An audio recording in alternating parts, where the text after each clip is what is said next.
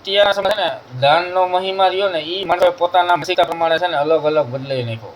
એવું વસ્તુ ન હોય કે પૈસા હોય તો જ તમે કોઈ દાન કરી શકો, ક્યાંક આગળ થઈ શકો, એવું ન હોય.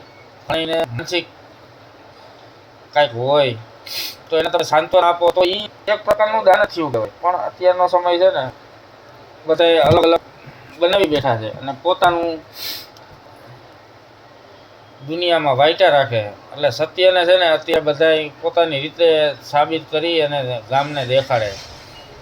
એલા ભાઈ ચકલી છાણી નાખો તો ત્યાં ક્યાં તમારી દેખાડવાની જરૂર છે. જમાડતા હોય ગુંદી ગાંઠિયા અને આખા ગામને દેખાડે કે અમે અમારા બાપા વાહે કે મોની વાહે કે આ તિથિ હતી કે આ તહેવાર હતો તો અમે છોકરા જમાડ્યા આ કર્યું. એલા ભાઈ તમારે ક્યાંય દેખાડવાની જરૂર હતી.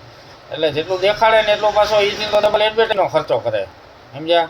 એટલે સમય આવો થઈ ગયો છે ભાઈ સત્યને અલગ અલગ રીતથી બધા બતાવવામાં માગે છે.